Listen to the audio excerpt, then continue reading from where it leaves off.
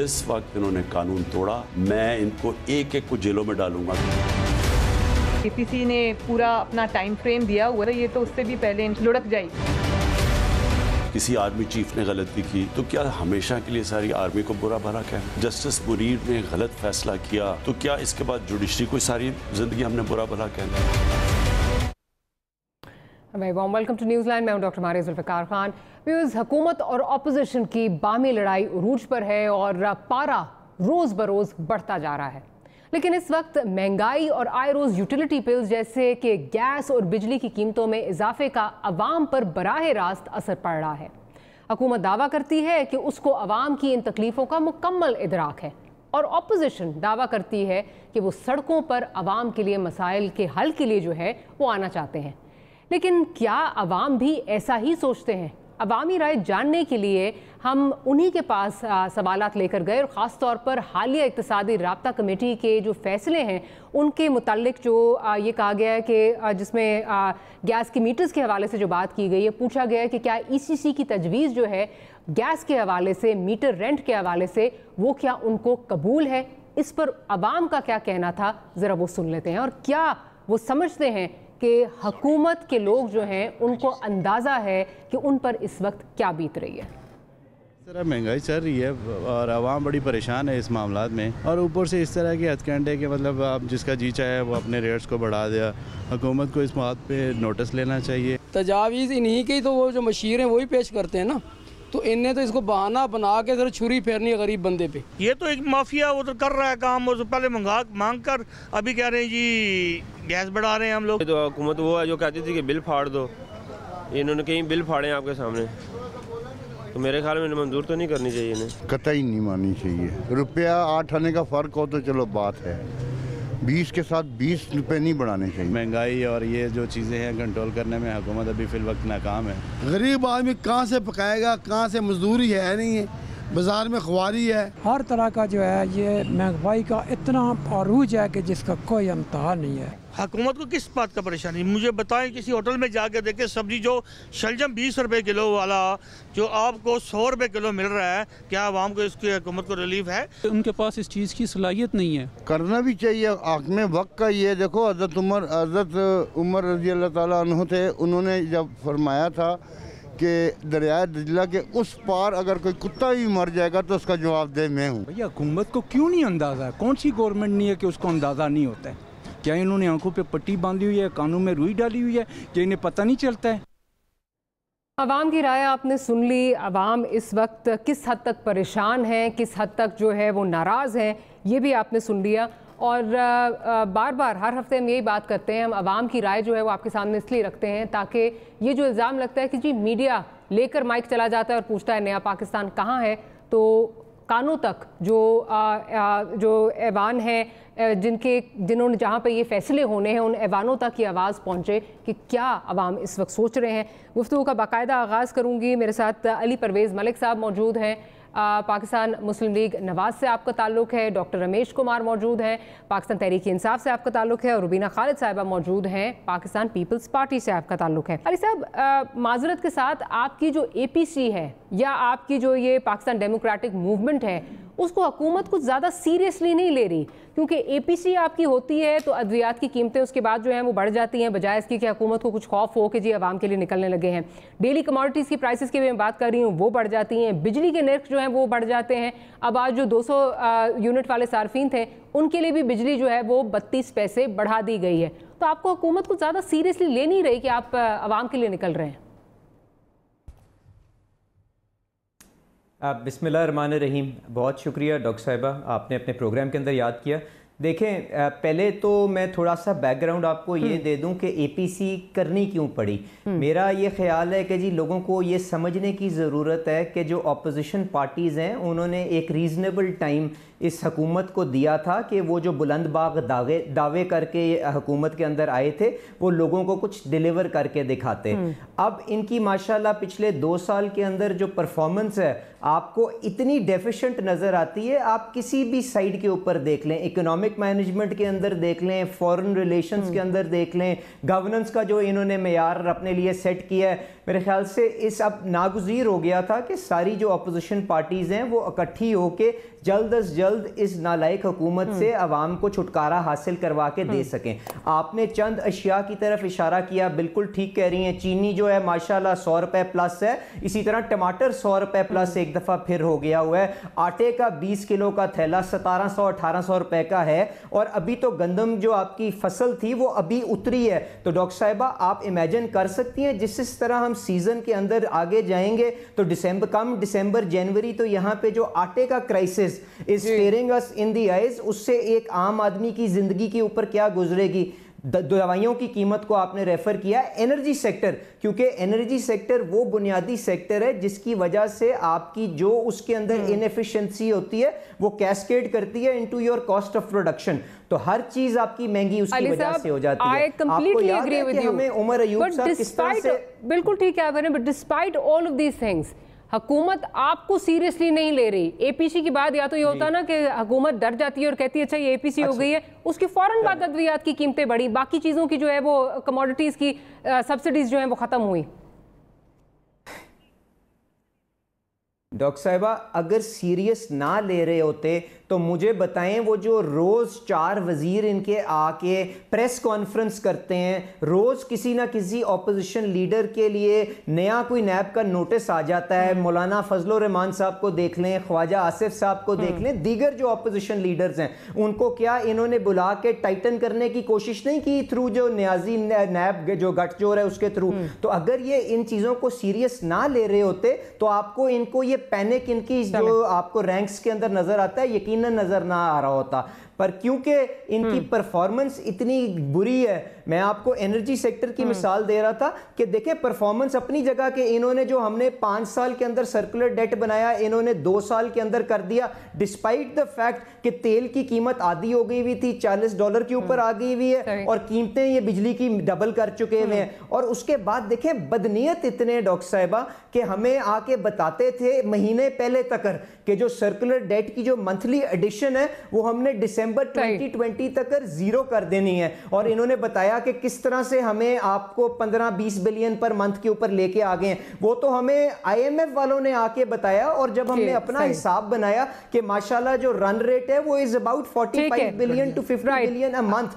तो जो अपनी गलती को अपनी नालायकी को दोबारा लाइन ड्रॉप हो गई है मेरी, रेमेडी किस तरह करेगी? आपका पॉइंट आ गया प्रोड्यूसर साहब, डॉक्टर साहब की लाइन दोबारा ड्रॉप हो गई है, जरा रिकनेक्ट करें। मैं रुबीना साहिबा की तरफ चलती हूँ, अपोजिशन का पॉइंट ऑफ व्यू ले लूँ, फिर एक ही दफ़ा हुकूमत से जो है वो जवाब लेते हैं। रुबीना साहिबा बेशक इस वक्त अली साहब ने जितनी सारे स्टेटिस्टिक्स गिनवाए हैं, जो सारी चीज़ें हैं वो अपनी जगह, ये बात भी अपनी जगह कि हुकूमती वज़ीर जो हैं वो आके रोज़ प्रेस कॉन्फ्रेंस करते हैं, उनके असाब पे जो है उस वक्त अपोजिशन छाई हुई है।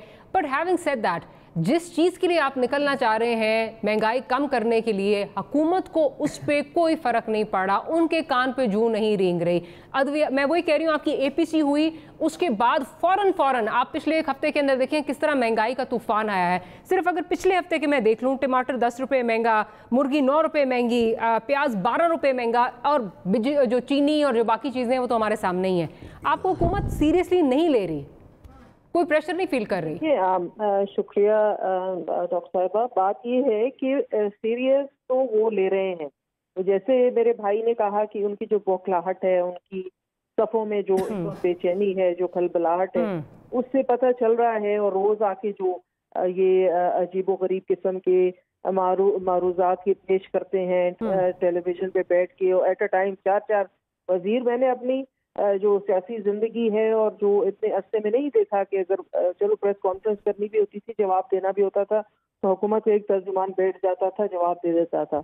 यहाँ तो 5-5, 6-6 जो है इकट्ठे बैठ जाते हैं। अजीब तरीकाकार है, चले खैर उसको तो अपनी जगह रहने दें, लेकिन इनकी बौखलाहट इस चीज से जरूर आप देख सकती हैं और महसूस कर सकती हैं। जो प्राइम मिनिस्टर साहब के अपने बयान आते हैं उनसे भी आप ये बड़ा क्लियर हो जाता है। लेकिन जो आपकी बात बिल्कुल सही है कि वो कीमतों पे जो कंट्रोल ये नहीं कर पा रहे, उसकी मेन वजह ये है कि इस वक्त जो इन्होंने एक अपने साथ रखा हुआ है टोला जो माफिया के रिप्रेजेंटेटिव्स का है, और माफिया के जो रिप्रेजेंटेटिव्स इनकी सफों में है वो इतने हावी हैं इनके ऊपर कि शायद ये अगर चाहें भी तो ये उनकी मर्जी के बगैर हिल नहीं सकते। और इस वक्त उनको खुश करना भी इनके लिए बहुत जरूरी है कि अगर उनको खुश ना रखें तो जो मांगे तांगे की हुकूमत, जैसे जरदारी साहब ने कहा है कि चंद ही लोग हैं, अगर वो इधर उधर हुए तो हुकूमत तो वैसे ही अपोजिशन को तो बाहर निकलने की जरूरत ही नहीं है, हुकूमत तो वैसे ही जो है वो गिर पड़ेगी। तो ये सारी चीजें हैं, इनकी मजबूरियां हैं, इनकी शॉर्टकमिंग्स है। लेकिन एक बात मैं जरूर आपके तवज्जुह से कहना चाहूंगी कि देखिए जो बहुत बड़ा जुर्म इन्होंने किया है, जो नाकाबिले माफी जुर्म है, वो ये है कि खाना पीना तो चलो लोग कम कर लेंगे, अद्वियात, एग्जैक्टली अद्वियात। अब आप सोचिए, इन्होंने गरीब के मुंह से निवाला तो छीना ही छीना, इन्होंने बीमार के मुंह से दवाई छीन ली। बिल्कुल ठीक। ये फिर बातें करते हैं, बातें आप इनकी सुने तो ये कह रहे हैं हम आसमान से तारे तोड़ के लाएंगे। इनका जाना तो ठहरा है, वो तो सबको नजर आ रहा है। मेरे ख्याल में ये भी हो सकता है, एक रीजन ये भी हो सकता है, कहते होंगे जो इनके पूरे जो इनके माफियाज हैं तो जाते जाते जितना लूट सकते हैं वो लूट लें। चले मैं आपकी बात से अगेन वही बात है कि मुझे जो वक्त नज़र आता है वो कोई उसमें जो आपका प्रेशर है दैट्स नॉट वर्किंग, उससे कुछ फ़र्क नहीं पड़ा हुकूमत को। लेकिन जो रुबीना साहिबा ने बात की है कि जी माफिया शायद हाइल हैं, माफियाज का प्रेशर है, तो कुछ चीज़ तो इसमें सही लगती है। प्रोड्यूसर साहब अगर निकालिए पहले कि शेख रशीद साहब क्या फरमाते हैं, ज़रा वो सुनवाइए, और फिर जो हमने वो पूरा एक पर्ल्स ऑफ विजडम निकाले हैं कि वज़ीर और जो लोग हुकूमत में हैं वो क्या क्या मशवरे देते हैं, जिससे लगता है शायद वो हकाइक से, हकीकत से कोसों मीलों दूर हैं। पहले शेख रशीद साहब ज़रा सुनाइए। मैं तो उस प्राइस को देखता हूँ जो लाल वेली के सामने आटा, दाल, चीनी, मिर्च, और मैं कैबिनेट में लेके जाता हूँ, लोग मेरा मजाक उड़ाते हैं। जो अब महंगाई है ये पहले भी रही है, अभी कुछ ज़्यादा नज़र आ रही होगी कि उसका प्रोपेगेंडा भी बहुत ज़्यादा होता है। ये मैं ये नहीं कहता कि महंगाई नहीं बढ़ी, 2 रोटियों के बजाय एक पे कुछ अरसे के लिए इक्तफा करना पड़ेगा। गैस चूल्हे के लिए अगर जलाएं तो ज़रूरत है, अगर गीज़र लेके चलाएं तो लग्जरी है। गीजर भी लग्जरी हो गया है। गीजर भी लग्जरी। सब्जी मंडी में 17 रुपए किलो टमाटर मिलते हैं। कौन सी सब्जी मंडी में सर? आप जाएं जाके चेक करें। पाकिस्तान का 10 करोड़ लोग इस वक्त किसान है, थोड़े बहुत ये चीज ऊपर नीचे होती है तो उसमें वो जिनको फायदा हो रहा है वो भी हमारे ही भाई हैं। आलू सस्ते हो गए थे, कितना बड़ा नुकसान हुआ आलू में किसानों को उसका। अगर इससे कोई महंगाई से किसी चीज को फायदा हो रहा है, टमाटर किसका टमाटर है? हमारे जमींदारों ने उगाया हुआ। आपकी तो मिनिस्ट्री है, अगर आपको नहीं समझ आ रही तो हम किस मुंह से जाएं और पूछें भाई हमारे साथ क्या जुल्म हो रहा है, क्या करें सर? जिसके साथ जुल्म हुआ है अल्लाह ताला उसे किसी न किसी तरीके से कंपनसेट करेगा। अच्छा जी, तो वज़ीरों के और मुशीरों के और हुकूमती नुमाइंदगान के आपने बयानात सुन लिए, 17 रुपये टमाटर, आलू वगैरह वगैरह। डॉक्टर साहब के पास चलते हैं, बड़ी पेशेंटली डॉक्टर साहब जो हैं वो सुन रहे हैं। डॉक्टर साहब ये क्या आप कर क्या रहे हैं, किस चीज़ का बदला ले रहे हैं, ज़रा ये बता दीजिए। क्योंकि चीनी महंगी, अद्वियात महंगी, आटा महंगा, उसके बाद अब एक हफ्ते के अंदर टमाटरों की प्राइस 10 रुपये बढ़ गई, मुर्गी 9 रुपये, प्याज 12 रुपये। ये पीबीएस की स्टेटिस्टिक्स हैं, मेरे स्टेटिस्टिक्स नहीं है। ऑयल की प्राइसेस आप देख लें, पिछले हफ्ते आपने बढ़ाई हैं, आपने फिर बढ़ा दी। घी की प्राइसेस फिर बढ़ा दी। मतलब ये आप कर क्या रहे हैं? और अब ये मत कहिएगा पिछली हुकूमत करके गई थी, ये मंत्रा आवाम में बिक नहीं रहा। अब बताइए हो क्या रहा है ये?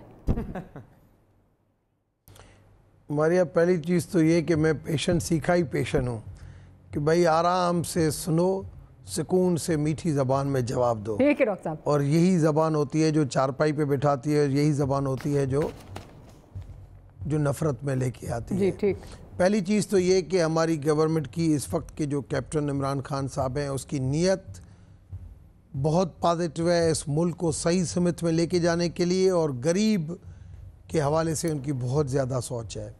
जो चीज़ें प्राइसेस बढ़ी हैं मैं समझता हूँ वो ऑटोमेटिक मार्केट के हिसाब से बढ़ी हैं, कोई गवर्नमेंट का उसके अंदर नहीं होता है। कुछ थोड़ी बहुत मिसमैनेजमेंट ज़रूर हो सकती है, मगर जो नीयत होती है वो बहुत बड़ी चीज़ होती है।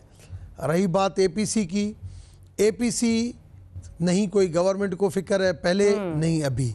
मैं समझता हूँ APC अपने आप की बचाव तहरीक के लिए जो चली है, उसको पता है कि कैप्टन की जो नीयत है उसके ऊपर खुदा की जो ब्लेसिंग बस रही है। जिस तरीके से वो कोविड में निकल गए, इस तरीके से वो पॉजिटिवली इकोनॉमी को बेहतर बनाते हुए बहुत क्राइसिस से निकाल के एक गुड इमेज के साथ आगे बढ़ेंगे। हमारे लिए आगे अंधेरा है, ये उस अंधेरे के डर से निकले हैं। मैं समझता हूँ जो निकले हैं वो इनके लिए और भी अंधेरा बन जाएगा, क्योंकि मुझे आगे इनका फ्यूचर जो है ना वो बहुत, मेरा अली ऐसे समझ लो कि आप समझे कि भांजा है, शास्ता से मेरा बहन जैसा ताल्लुक है, और मैं विथ रेस्पेक्ट के साथ मैं अली को बता रहा हूँ, मुझे आगे PMLN टूटती हुई नज़र आ रही है। मुझे कोई ऐसी स्ट्रगल, कोई ऐसी चीज़ मूवमेंट, मौलाना फजल रहमान असेंबली से बाहर है, वो चाहता था कि ऐसा इंतशार फैले। बाकी रही बात पीपल्स पार्टी के ऊपर, नहीं इनका पहले एतमाद था, नहीं अभी एतमाद है, वो इस तरीके से पतली गली से निकल जाएगी जो इनको पता भी नहीं चलेगा कि कब निकली और कब आई। बड़े मजे की चीज़ है डॉक्टर साहब। मैं आप सियासतदानों को बहुत एडमायर करती हूँ, क्योंकि सवाल गंदुम जवाब चना कोई आप लोगों से देना जो है वो सीखे। मैं आपसे पूछ रही हूँ कि अवाम पूछ रहे हैं कि जी प्राइसेस क्यों बढ़ रहे हैं, आप APC की तरफ जा रहे हैं। मैं तो कह रही हूँ APC का कोई फायदा नहीं हुआ। मुझे ये बताइए कि डॉक्टर साहब गुजारिश सुन लीजिए ना सर गुजारिश सुन लीजिए। 2 साल से अवाम घबराना नहीं है का नारा सुन सुन के अब पक चुके हैं। अगर आप ये कहें कि खान साहब की नीयत बहुत अच्छी है, चले नीयत बहुत अच्छी होगी, माफियाज की नीयत अच्छी नहीं है, खान साहब क्यों नहीं पकड़ पा रहे? वो चीनी जो 50 रुपए के करीब मिलती थी वो 100 पे क्यों है? आटे की बोरी इस वक्त 1700 की क्यों मिल रही है? ठीक है, आपके वजीर जो हैं वो कोसों दूर क्यों है रियलिटी से, और ये प्राइसेस बढ़ती जा रही हैं, आप कंट्रोल नहीं कर पा रहे। माफियाज प्राइस कंट्रोल में भी आपके हैं, हर चीज पे सट्टा लगता है, आप कर क्या रहे हैं? पहली चीज तो मुझे ये बताएं, जो सब्जियां होती हैं हर सूबे के अंदर अपनी सब्जियां हो रही हैं, गंदम हो रही है हर सूबे के अंदर अपना हो रहा है। अगर ये चीजें इस तरीके से हर चीज ये ऑटोमेटिक प्राइस बनती है। जी कुछ चीजें ऐसी है, सर घी की क्या ऑटोमेटिक प्राइस है? इंटरनेशनल मार्केट से रिलेटेड है। सर घी की ऑटोमेटिक प्राइस क्या है? कुछ ऐसी चीजें हैं जो इंटरनेशनल अच्छा देखें, कुछ चीजें ऐसी हैं जो इंटरनेशनल मार्केट से रिलेट करती हैं। सर हम घी बाहर से मंगवाते हैं, लोकल पैदावार होती है, लोकली यूज होती है। देखिए घी की पैदावार अगर मुझे बताएं कि इंटीरियर सिंध के अंदर देखें या पंजाब के अंदर देखें, आप अगर सिंध के अंदर कोई फैक्ट्री अगर घी बना रही है, वो जिस रेट बेच रही है, अगर पंजाब और KPK के अंदर उसमें बहुत बड़ा डिफरेंस है, तो आप समझें कि ये प्रोविंशियल गवर्नमेंट की मैनेजमेंट है। अच्छा डॉक्टर साहब चलें छोड़ दें, फेडरल गवर्नमेंट को कसूरवार बनाए। सर मैं कहती हूँ घी के लिए भी आप कसूरवार नहीं है, आप आलू प्याज किसी के लिए 17 रुपए के टमाटर मिल रहे हैं। मैं तो कह रही हूँ बहुत सब कुशल मंगल है। आप मुझे ये बता दीजिए कि NGZ, आप भी एक डॉक्टर हैं, NGZ लाइफ सेविंग ड्रग है, 2018 में 5 रुपए की थी, 2019 में 20 रुपए की, जब आपने पिछली दफ़ा अप टू 200% बढ़ाई थी। इस वक्त वही 100 रुपए की मिल रही है। इंसुलिन की अगर आप बात कर लें, 2018 में 370, 435 2019 में, और इस वक्त 735। ठीक है, एक ये छोटी सी चीज़ें जो हैं ये लाइफ सेविंग ड्रग्स में जो है ये आती हैं, आप इनकी प्राइसेस बता दें, ये अब किसका कसूर है? पिछली दफा भी आपने अकाउंटेबिलिटी कोई नहीं की, वजीर को साइड पे कर दिया। कुछ ऐसी लाइफ सेविंग ड्रग हैं जो माजी से, जैसे थायरॉक्सिन है, NGZ है, ये ऐसी ड्रग थी, अब थायरॉक्सिन का डब्बा जितने का मिलता था वो प्रोडक्शन कंपनी ने बंद कर दी थी। वो आपकी दवाइयाँ जो बाहर से आता था इस वजह से बंद कर दी थी। मुझे बताएं कि इमरान खान अगर किसी चीज की स्पेस देता है बढ़ाने की, अगर आप समझें कि उस बंदे ने कोई करप्शन की है, ब्रेक लेनी है, आप उसके ऊपर कह सकते हैं। छोटी सी ब्रेक लेनी है। अलमिया यहाँ पे ये है कि प्राइम मिनिस्टर साहब जब किसी चीज का नोटिस लेते हैं तो वो मजीद महंगी हो जाती है। चीनी में आपने देखा, आटे में आपने देखा, आप देख ही रहे हैं कि क्या हो रहा है। ऑयल का आपने क्राइसिस देख लिया। तो खैर नीयत बहुत अच्छी है, नीयत को आप देखें। छोटी सी ब्रेक लें।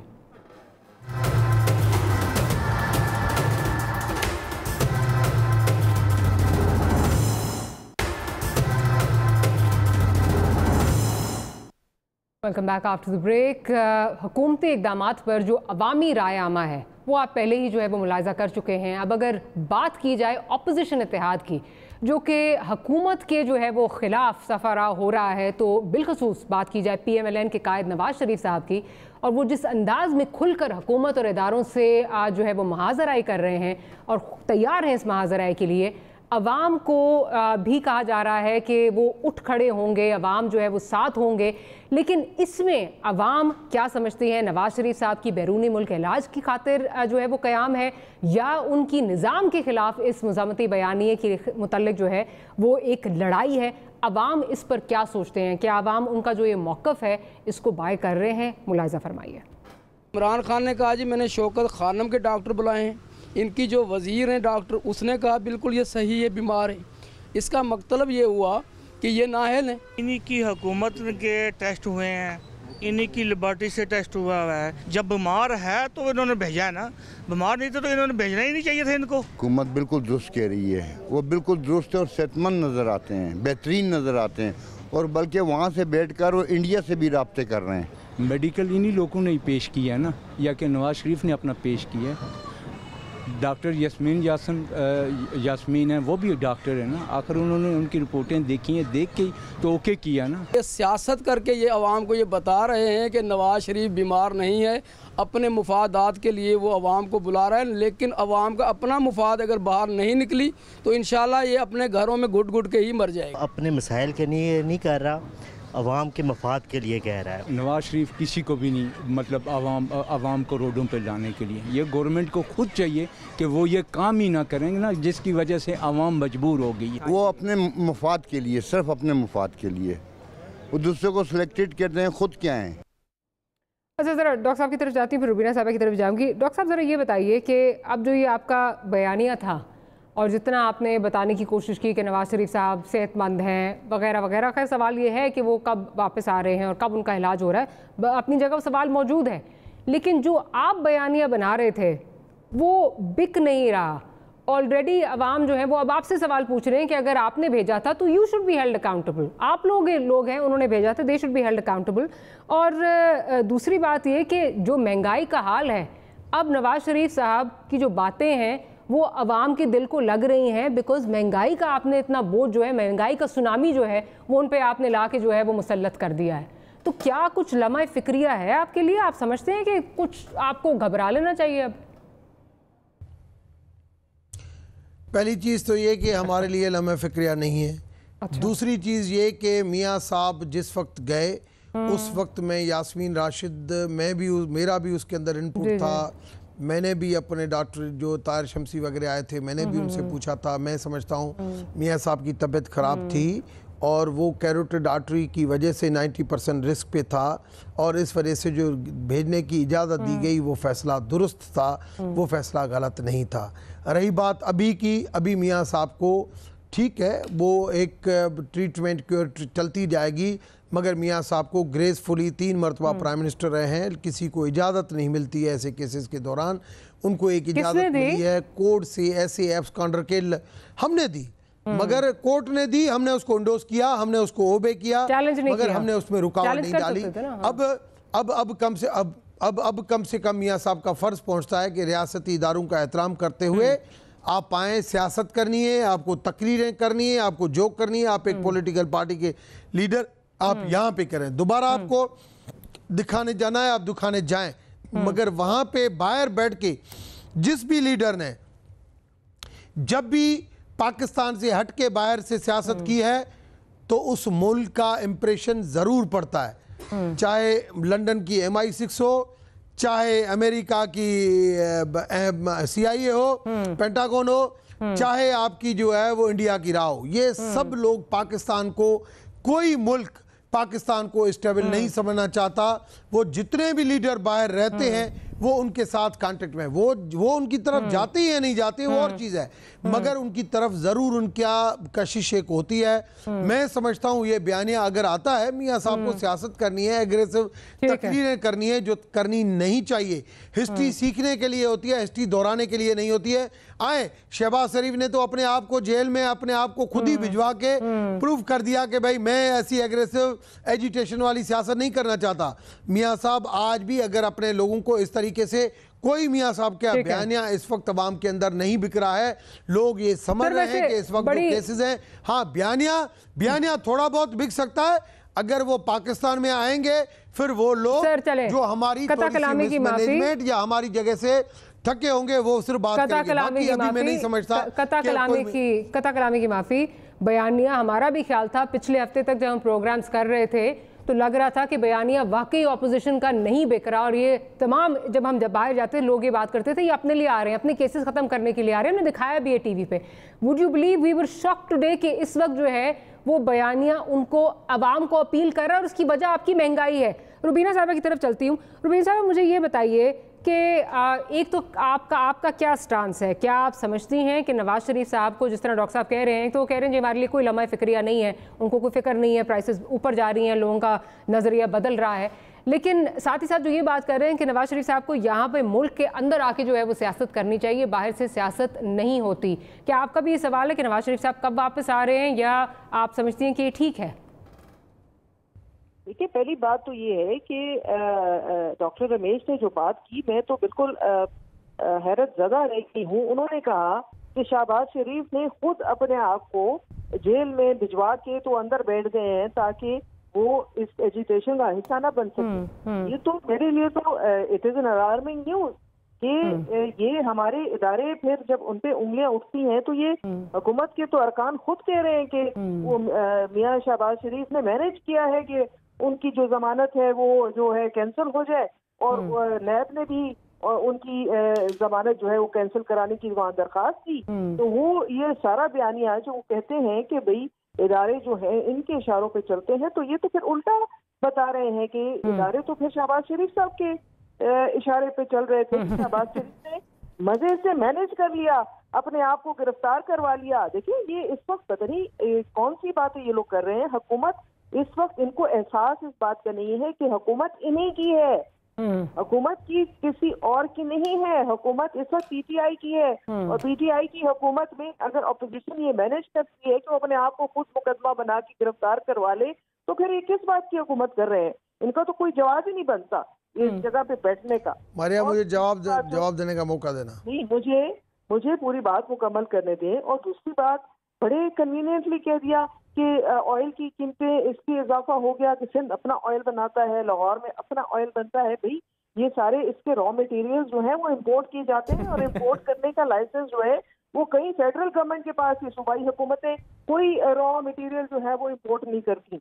तो ये सारी बातें देखें, मिसलीडिंग बातें बैठ के रिस्पॉन्सिबल पोजीशंस पे इस तरह के बयानिए देने, कम से कम मैं डॉक्टर साहब से ये नहीं तवक्का कर रही थी कि वो इस किस्म की गुफ्तगू करेंगे। और बाकी आपने जो क्लिप्स दिखाए और सुनाए अपनी इससे पहले हमारी गुफ्तगू से, उसमें लोगों का मौक़िफ़ तो खुला आ गया है सामने। और मैं बड़े अरसे से ये बात कर रही हूँ कि पॉलिटिकल पार्टीज या अपोजिशन निकले ना निकले, अवाम निकलेगी इनके खिलाफ, क्योंकि इन्होंने जो अवाम के साथ जुल्म किया है और अवाम के साथ जो ज्यादती करते जा रहे हैं, ज्यादती दर ज्यादती करते जा रहे हैं, तो लोगों की भी एक बर्दाश्त है। जुल्म जब हद से बढ़ जाता है तो फिर लोग जो हैं बाहर निकलेंगे, और लीडर हो या ना हो, कोई पॉलिटिकल पार्टी हो या ना हो, ये अवाम है जो पाकिस्तान की वो फैसला करेगी। लेकिन रुबीन साहबा, मेरे सवाल का वो भी जवाब दीजिए। आप क्या समझती हैं, नवाज शरीफ साहब को वापस आना चाहिए, बाहर से बैठ के सियासत कर रहे हैं? क्योंकि अब काफ़ी सवाल उठ रहे हैं ना कि माशाल्लाह सेहतमंद भी लग रहे हैं, काफ़ी महीनों से गए हुए हैं, वो सारा को। हाँ जी, मैं नहीं समझती कि किसी की ज़ाहिरी सूरत पे बंदा कहे कि वो सेहतमंद है। डॉक्टर्स की रिपोर्ट को देखना चाहिए। जिस तरह ये यहाँ से डॉक्टर्स ने कहा कि उनकी तबीयत वाकई खराब है, और डॉक्टर रमेश ने खुद ही अभी एडमिट भी किया कि वो वाकई बीमार थे, और अगर वो फिलहाल वहाँ इस आने की पोजीशन में नहीं है, हमें और आप ये नहीं डिसाइड कर सकते कि उनकी नहीं। हम तो नहीं माजरत के साथ किसी की बीमारी पे बिल्कुल सियासत और इस पे जो है वो पॉइंट स्कोरिंग नहीं होनी चाहिए। लेकिन मैं सिर्फ ये बात कर रही हूँ क्योंकि जब गए थे तो उस वक्त खुदा ना ये था कि अगर नहीं गए तो कुछ भी हो सकता है। उसके बाद कोविड बहुत देर बाद आया, फिर उनके जो अपने डॉक्टर अदनान हैं उनकी ट्वीट्स हैं कि जी ऑपरेशन डिले कर दिया, मरियम नहीं आ सकी, फिर ऑपरेशन डिले हो गया, वगैरह वगैरह, इस तरह की बातें जो हैं वो हो रही हैं। डॉक्टर साहब, अगर अली भाई इजाज़त दें, डॉक्टर साहब ज़रा रिस्पॉन्ड करना चाह रहे हैं। डॉक्टर साहब, लेकिन साथ साथ क्योंकि ट्वीट्स भी आ रही हैं हमें, प्रोग्राम जो लोग देख रहे होते हैं, आपका बड़ा एक इंटरेस्टिंग पॉइंट अभी जो आपने कहा कि ये जो बाहर लोग रहते हैं वो CIA, MI6 वगैरह वगैरह, तो किसी ने एक वो ट्विटर आर्टी जो है उनमें से किसी ने कहा है कि जी डॉक्टर साहब से ये पूछिए कि फिर जो इनके स्पेशल असिस्टेंट्स हैं, जो इनके मुशीरान हैं, जो इनके एडवाइजर्स हैं, उन पर तो फिर बहुत ज़्यादा छाप होगी, फिर उनको क्यों ले लिया इन्होंने? देखिए, मैं हमेशा इस फेवर में रहता हूं कि पाकिस्तानी जो नेशनल हैं और जो पाकिस्तान के बाहर रहते हैं मगर वो पाकिस्तान के अंदर अगर काम करते हैं, मैं मियाँ साहब, मैं भी बाहर जाता हूँ, अमेरिका जाता हूँ, लंदन जाता हूँ, मैं कहता हूँ सियासत करनी है तो पाकिस्तान में बैठ के सियासत करें, कभी जाएं कभी आएं, कोई मसला नहीं है।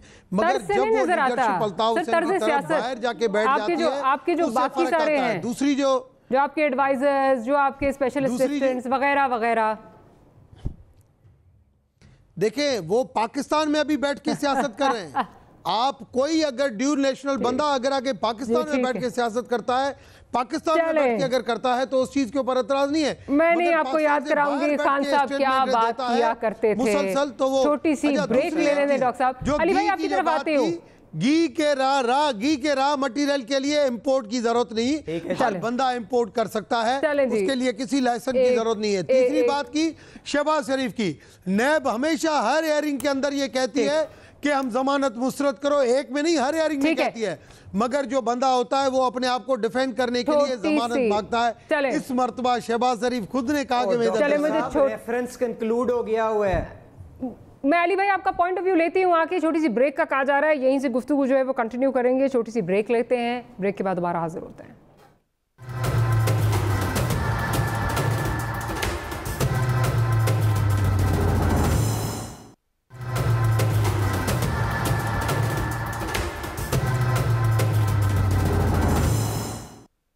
Welcome back after the break. Ali साहब की जानब जाती हूँ।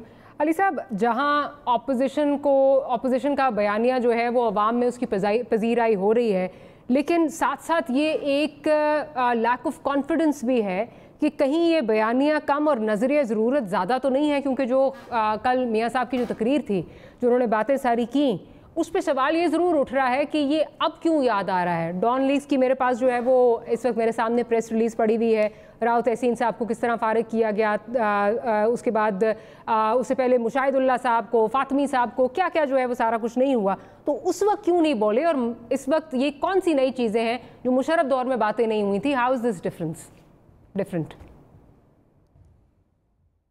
डॉक्टर साहिबा, I will just come to your question. मुझे 2 मिनट दीजिएगा। मैं पिछले सेगमेंट में बात नहीं कर सका, तो मैं पहले जो गुफ्तगू होती रही उस पर कमेंट कर दूँ जी। ज़रूर। सबसे पहले तो एहतजाज आपके साथ कि आपने जब पहला सेगमेंट कंक्लूड किया तो आपने कहा कि इस महंगाई के दौर के अंदर जो आवाम है वो इमरान खान साहब की अच्छी नीयत को देखें। मेरा ख्याल है अब देखने से काम नहीं होगा, इस अच्छी नीयत को किसी तरह खाने की कोशिश उनको करनी पड़ेगी, शायद उससे कुछ ना कुछ इजाला हो जाए इस मसले का। अच्छा, अब एक और मामला जो मेरे भाई आपने बिल्कुल एक बहुत ज़रूरी मामला जो दवाइयों की अंदर कीमतें महंगी हुई हैं उसको रेज़ किया है, पर एक और इसके साथ एक रिलेटेड मामला है जो मैं आपके नोटिस में लाना चाह रहा हूँ, जो पोलियो की वबा।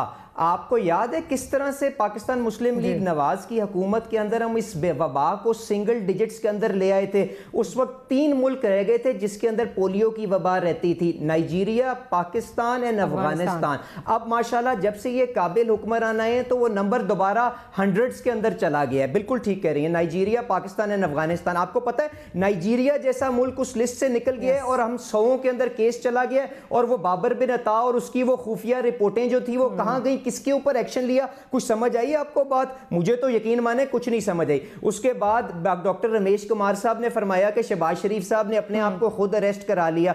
मैं इनसे ये बंदा कोई पूछे कि भाई उनके वकीलों ने 4 दिन जजों को ये समझाने की कोशिश की कि नैब कह रहा है हमने रेफरेंस जो है वो बिल्कुल फाइनलाइज कर लिया है और उसको हमने फाइल कर दिया, तो अब आपको किसी बंदे की कस्टडी की क्या जरूरत है? अब आप जाएं उस रेफरेंस को परसू करें ट्रायल कोर्ट के अंदर, उनको सजा दिलवाएं अगर उन्होंने कुछ गलत किया, और उनको असेंबली से भी फारिग करवाएं। तो ये इन्होंने कस्टडी किस लिए ली है? वो कहते हैं कि जी वो अपनी मर्जी से लिए, अल्लाह ही इनके बयानिए को समझ सकता है, मेरी तो बिल्कुल समझ से बाहर था। अच्छा, अब इन्होंने फिर मियां साहब की सेहत के ऊपर बात की। आपने जो लोगों ने बात की डॉक्टर साहब बिल्कुल ठीक है, इनसे ये पूछें कि मियां नवाज शरीफ साहब किसकी कस्टडी के अंदर थे जब उनको ये प्लेटलेट्स का इशू डेवलप हुआ? नैब की कस्टडी के अंदर थे, खुद इनको शिफ्ट करके से रात के आखिरी पहर सर्विसेज हॉस्पिटल लेके आए, खुद डायग्नोस्टिक ब्लड टेस्ट करवाया, खुद कहा 2000 प्लेटलेट काउंट है, डॉक्टर ताहिर शमसी को खुद बुलाया, उन्होंने फिजिकली एग्जामिन किया,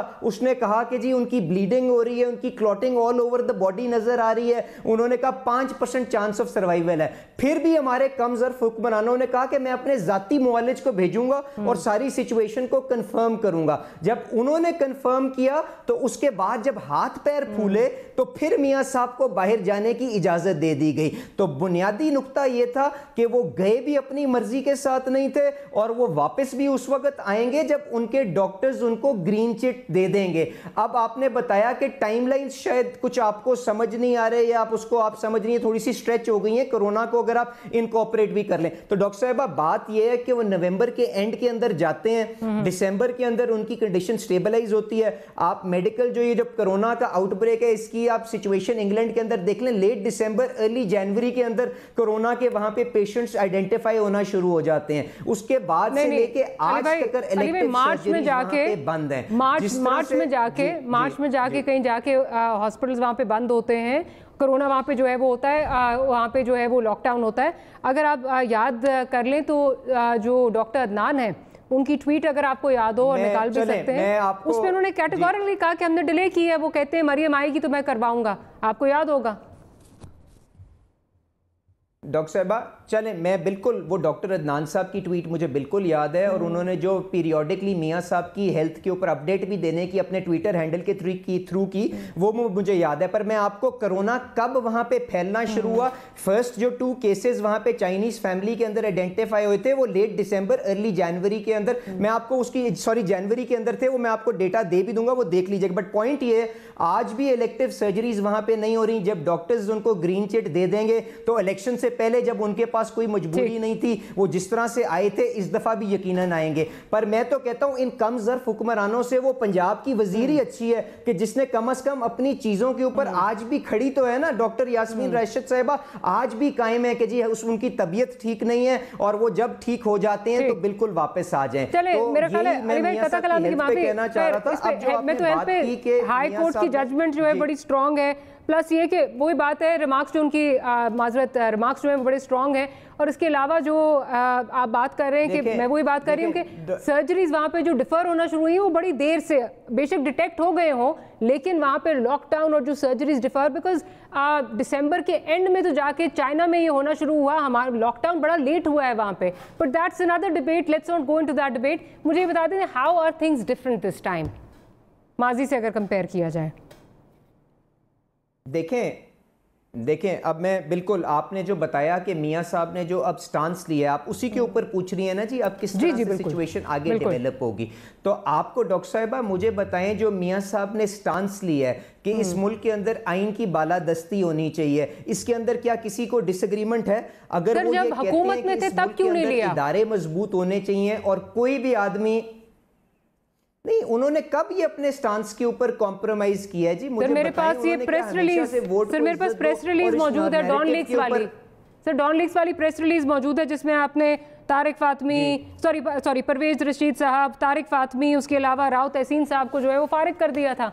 और डॉन लीक्स का ही मेरे सामने ही मुशाहिदुल्लाह साहब उससे पहले जो है मारिया ऐश्वर्या से मैं कह रहा हूँ पाकिस्तान में बैठ के तकरीरें करें। इसी चीज को अटेंड करने के लिए इसी चीज को अटेंड करने के लिए वो जो एपीसी की जो रेजोल्यूशन है उसके अंदर लिखा हुआ है ना कि आप एक ट्रुथ कमीशन बनाएं और जिससे कहें कि ये इन्वेस्टिगेट करे कि किस तरह से कई दफा इदारे अपनी डोमेन से बाहर निकल के इलेक्टेड हुकूमत के ऊपर प्रेशर एग्जर्ट करते हैं डिफरेंट एजेंडास को पुश करने के लिए। तो अगर हमें इस मुल्क को आइन के मुताबिक आगे लेके चलना है तो डॉक्टर साहब हमें थोड़ी सी इंट्रोस्पेक्शन भी करके इन चीजों को ठीक करने की भी तो कोशिश करनी है। एब्सोल्युटली बिल्कुल इंट्रोस्पेक्शन करनी है, लेकिन वही बात है कि बाहर बैठ के तकरीर करना और हुकूमत में बैठ के ये फैसले करना वो आपस में बड़ा कॉन्ट्रडिक्टरी जो है वो लगता है, जिससे लगता है कि इस वक्त ये नजरिया ज़रूरत ज़्यादा जो है वो लग रहा है। खैर प्रोग्राम मुझे क्लोज करना है। डॉक्टर रमेश कुमार साहब आपका बहुत शुक्रिया, अली साहब आपका बहुत शुक्रिया, रुबीना साहबा आपका भी बहुत शुक्रिया कि आपने प्रोग्राम के लिए जो है वो वक्त निकाला। और देखते हैं कि क्या इस बयानिए पे PMLN साबिक कदम रहती है या जिस तरह एक्सपेक्ट किया जा रहा है कि माजी में जिस तरह हुआ पहले इस तरह की तकरीरें मुशर्रफ साहब के लिए भी की जाती थी, उसके बाद क्या हुआ, यहाँ पे आके क्या इस तरह की जो है वो APCs भी होती थी, उसके बाद जो है वो CODs भी साइन हुआ, मामला फिर कहाँ गए हम सब के सामने। रिमेन्स टू बी सीन क्या आने वाले दिनों में क्या होता है। आपसे मुलाकात होगी कल। गुड नाइट और अल्लाह हाफ़िज़।